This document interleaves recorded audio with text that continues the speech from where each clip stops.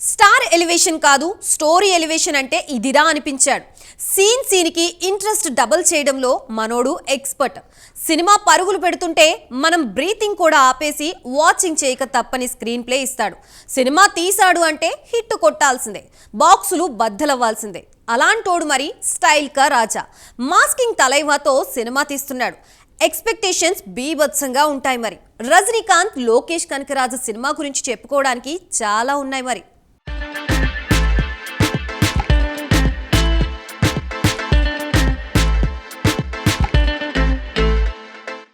లోకేష్ కనగరాజ్ ఇప్పుడు youth icon, Indian film ఇండస్ట్రీలో hot director. ఇదిరా సినిమా అంటే అని మనం అనుకునేలా సినిమాలు తీశాడు కనగరాజ్. ఒక షార్ట్ ఫిలింతో మొదలై జస్ట్ 7 ఏళ్లలో రజనీకాంత్తోనే సినిమా తీసే లెవెల్కి వెళ్ళిపోయాడు. రజనీకాంత్ 171వ సినిమా కూలీకి డైరెక్టర్ లోకేష్ కనగరాజ్. ఎక్కడో హాలీవుడ్లో అవెంజర్స్ యూనివర్స్ అనే కాన్సెప్ట్ చూసాం.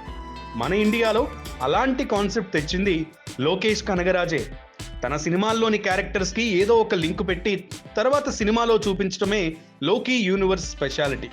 ఇప్పుడు రజనీకాంత్ సినిమా ఫస్ట్ లుక్ చూస్తే మైండ్ బ్లోయింగ్ అనిపించింది. సినిమా అదిరిపోద్ది అని అప్పుడే టాక్ మొదలైంది.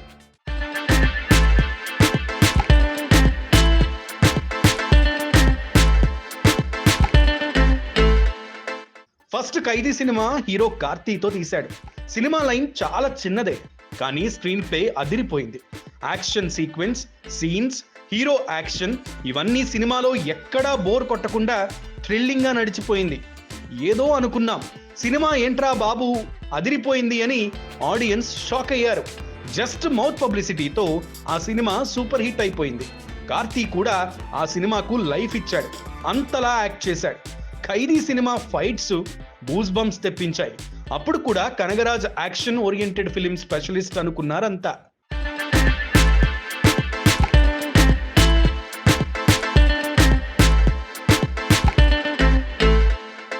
దాని తర్వాత మాస్టర్ సినిమా విజయ్తో తీశాడు.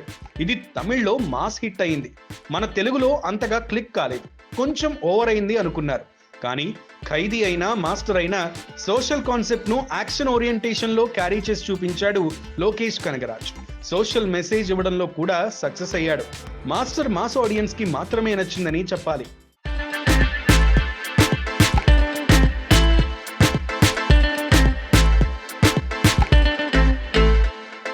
తర్వాత వచ్చిన విక్రమ్తో కనగరాజ్ విశ్వరూపం చూపించాడు. హాలీవుడ్ యాక్షన్ డ్రామా సినిమాను చూపించేశాడు. ప్రతి సీన్ అసలు పరిగెడుతుంటే వెనక నుంచి అనిరుద్ మ్యూజిక్ ప్లే అవుతుంటే నోరు తెరుచుకొని చూశారు ఆడియన్స్. రియల్లీ ప్రతి సీన్ ఎనర్జెటిక్ గా నడుస్తుంది విక్రమ్ సినిమాలో. కమల్ హాసన్, విజయ్ సేతుపతి, ఫాజిల్ ఎవరికి వారే తమ క్యారెక్టర్లలో చెలరేగిపోయారు. ఆ సీన్స్ డిజైనింగ్ కూడా సూపర్ గా వచ్చాయి. ప్రతి క్షణం ఏం జరుగుతుందనే ఉత్కంఠ, నెక్స్ట్ ఏంటనే ఇంట్రెస్ట్ పెరిగిపోతూ వచ్చాయి. అందుకే ఆ సినిమా సూపర్ సక్సెస్ అయింది. కమల్ కెరియర్లోనే హైయెస్ట్ గ్రాసర్గా నిలిచింది ఆ సినిమా. చివర్లో సూర్య వచ్చాక ఇంకో లెవెల్కి వెళ్ళింది సినిమా. అలా కనగరాజ్ తన మ్యాజిక్ మొత్తం స్క్రీన్ మీద చూపించాడు. ఇక విక్రమ్ సినిమాతో లోకేష్ కనగరాజ్ లెవెల్ మారిపోయింది.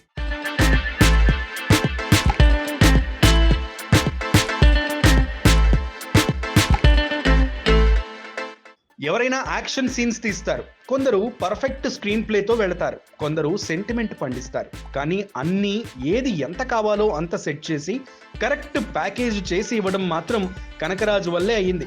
అందుకే కనగరాజ్ సినిమా అంటే ఈరోజు జనం ఎదురు చూసేలా చేసింది. విజయ్తో తీసిన లియో కూడా హిట్ అయింది. ఈ సినిమా యాక్చువల్ గా విక్రమ్ లెవెల్లో పేలలేదనే చెప్పాలి. కానీ కనగరాజు పెర్ఫార్మెన్స్ లో మాత్రం ఏం తేడా లేదు. ఇప్పుడు రజనీకాంత్తో కూలీ సినిమా సెప్టెంబర్లోనే మొదలెట్టేశాడు.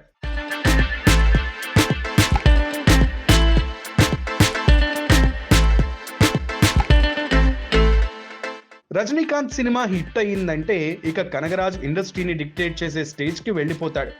ఏ హీరోను లేపాలి అనేది కనగరాజు డిసైడ్ చేసే స్టేజ్కి వెళ్ళిపోతాడు. ఎందుకంటే ఎవరితో సినిమా తీస్తే వాళ్ళే సూపర్ స్టార్, అలా అయిపోయింది సిచ్యువేషన్.